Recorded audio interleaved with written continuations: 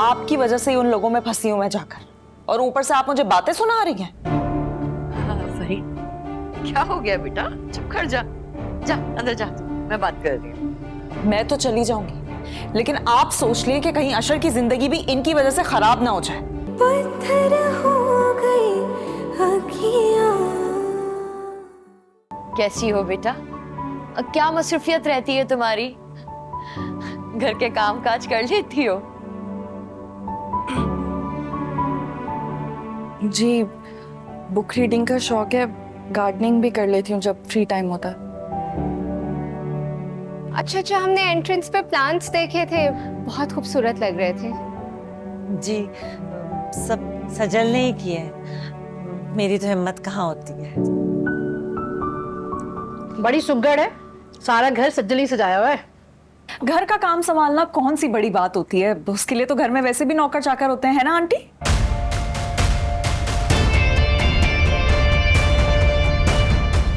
हाँ, ठीक कह रही हो तुम। भाई, हमारे यहाँ तो बहू को बेटी बना के रखा जाता है, रानी बना के रखा जाता है। घर के कामकाज नहीं करवाते हम अपनी बहुओं से। जी जी, अब लीजिए ना कुछ। जी, कल समिया के साथ मैं तेरे ससुराल जाऊंगी। क्यों? क्यों का क्या मतलब है? मैके में बैठे हुए तुझे कितने दिन हो गए? बात तो करनी पड़ेगी ना। जरूरत क्या है? अशर का रिश्ता करने जा रही हूँ मैं। कल को अलीजे की शादी होगी, किस किस को जवाब दूंगी मैं कि शादीशुदा बेटी मैके में आके बैठ गई है? जाना तो पड़ेगा तुझे। किस खुशी में? तुझे नहीं पता? नहीं, मैं नहीं जानती, आप बता दें। फरीद, सारी दुनिया में ना बदनामी होगी हमारी जब लोगों को ये पता चलेगा कि तू झगड़ा करके मैके में आके बैठ गई है। मुझे कोई परवाह नहीं है भाई। आखिर तू चाहती क्या? हाँ, क्या चाहती है तू? मैं आप एक बात समझ लें, अगर आपने मेरी मर्जी खिलाफ मुझे ससुराल भेजा ना तो क्या क्या? तो मैं अशर को सब सच सच बता दूंगी जो आपने किया। क्या बता देगी? हाँ, वही जो आपने पहले रिश्ते वालों के साथ किया था। क्या किया था मैंने? हाँ, वही जो आप लड़की वालों को बोल के आई थी कि अगर भाई से शादी हो गई तो आप बहू को कभी भी उसके साथ नहीं जाने देंगी।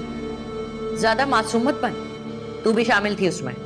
हाँ, मैं तो हरगिज नहीं शामिल थी, बल्कि मुझे अच्छी तरीके से याद है, मैंने आपको बोला था कि भाई की शादी की उम्र हो गई, आप उसकी शादी कर दें। पर आप तो वो पता नहीं कौन सा डायलॉग कह रही थी, खड़ी फसल काटने हैं, ये करना है, वो करना है, भूल गई आप?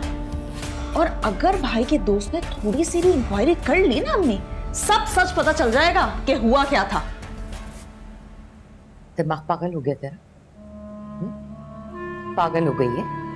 मैं सिर्फ आपसे इतनी बात कर रही हूँ कि मुझे एक बात बार बार दोहराना अच्छा नहीं लगता। ये मुझे ससुराल भेजने की जिद ना छोड़ दे। अम्मी, ये पिछले रिश्ते वाली कौन सी बात है? कोई बात नहीं है, नाश्ता करो। मैं बताऊंगी तुम्हें।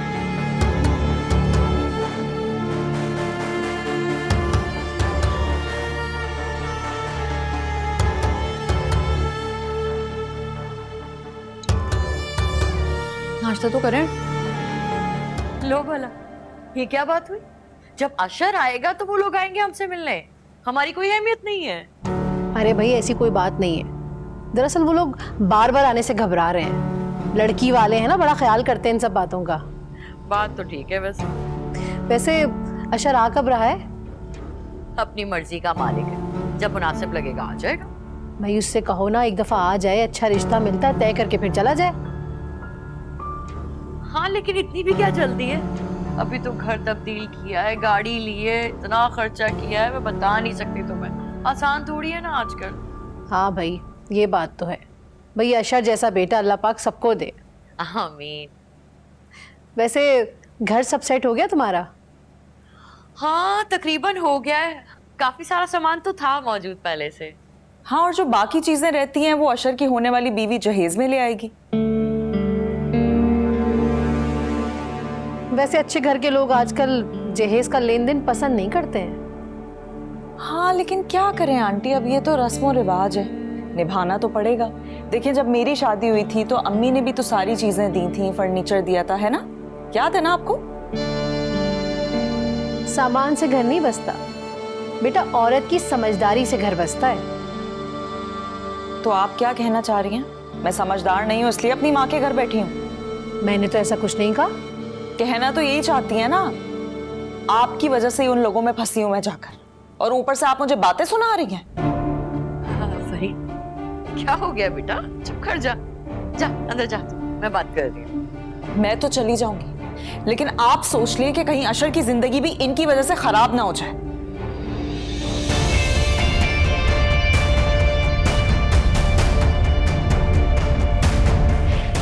तौबा तौबा, कितनी जबान है इस लड़की की।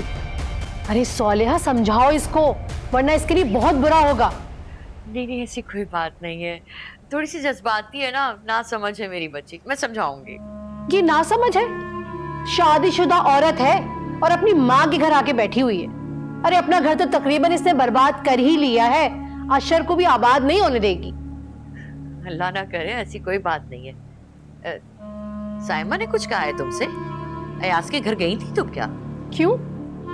मेरी आंखें नहीं है और तुम्हें नजर नहीं आ रहा कि तुम्हारी बेटी कर क्या रही है?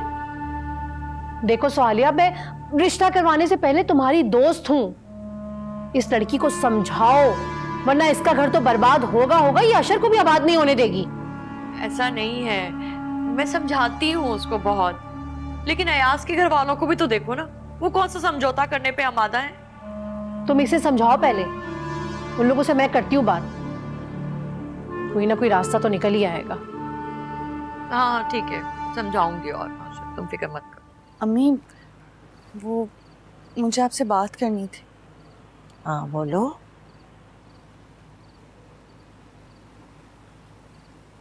मैं वहां खुश नहीं रहूंगी। कहाँ? वो उन नए लोगों में जहां आप मुझे भेजना चाहती हैं। निकाह के दो बोल से गैर भी अपने हो जाते। गैरों में ही तो जाना नहीं चाहती, और आप ये बात क्यों नहीं समझती? बेटे मैं जो कुछ भी कर रही हूँ ना तुम्हारी भलाई के लिए कर रही हूँ। जब दिल ही खुश नहीं होगा तो फिर भलाई कैसी? क्यों दिल खुश नहीं होगा भला?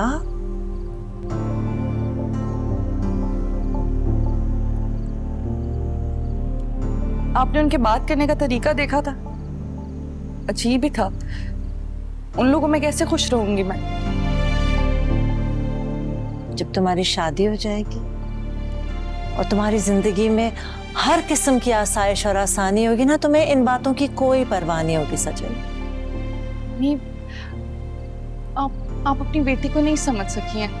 मैं उन लड़कियों में से नहीं हूं जो आसाइशों के पीछे भागती हैं। बचपना है तुम्हारा।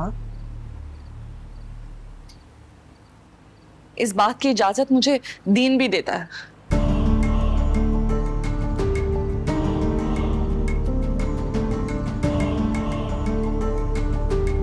अब दीन याद आ रहा है तुम्हें? आप अच्छा नहीं कर रही हैं। और माँ की नाफरमानी पे दीन क्या कहता है?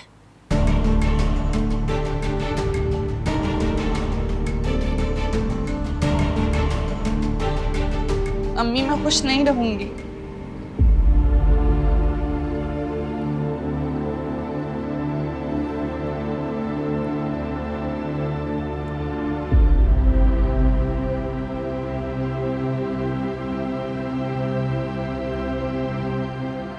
बेहतर है बेटे कि तुम अपने दिल को राजी कर लो।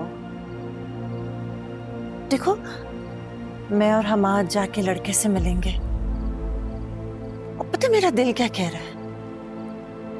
मेरा दिल कह रहा है कि तुम्हारा रिश्ता यहीं होगा और तुम बहुत खुश रहोगे।